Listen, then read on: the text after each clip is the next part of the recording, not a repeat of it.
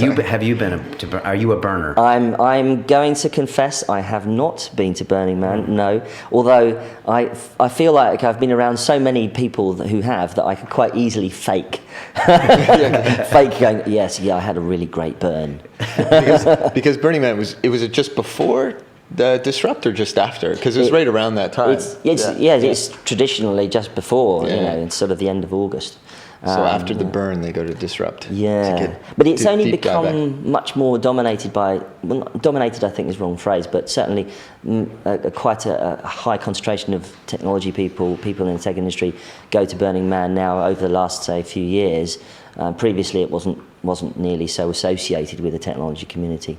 Talk to us about Disrupt. How long has it been going on in San Francisco? What was the idea about it, and what makes it different because it's put on by a media company as opposed to one of those huge conference companies, which is the rest of what conferences are put on by? I think, well, actually, you make a very good point. I think that the thing about us is that because we are primarily we're a journalistic organisation, and so when we want to do a conference, we basically put people on stage that we want to wring news out of. Right. And that's very different to your average conference where you'll get a bunch of people on stage, and as good as they are, and as interesting and fascinating as they can be, they tend not to be there to be questioned.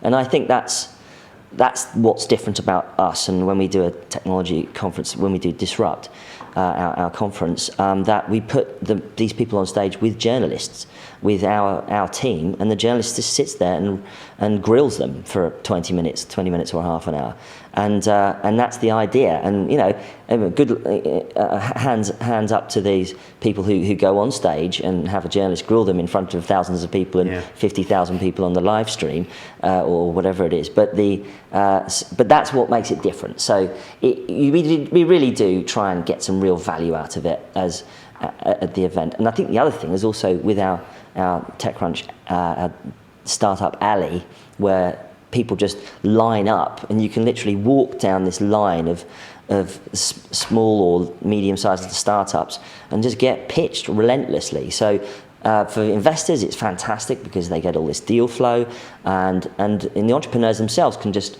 wander up and down and just make tons of contacts super fast. And it's an annual conference in San Francisco. Well, it's annual in San Francisco once a year. It's annual in New York once a year in about April, May.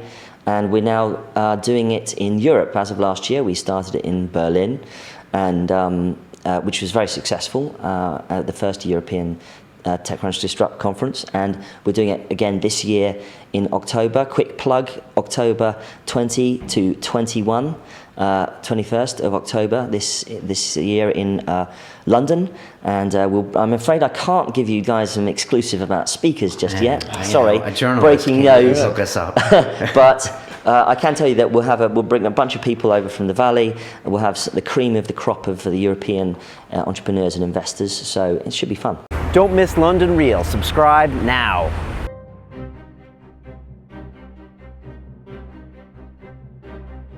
How can anybody sign up, publish an event, and start selling tickets in a matter of minutes? We love the notion of people gathering. We really thought about low friction. We want to be that cable TV of live experiences. We basically broke all the startup rules. It's fairly insane to go into a business venture with your fiance. My advice, to any 20-year-old or fledgling entrepreneur is to not listen to their parents. Do something really incredible.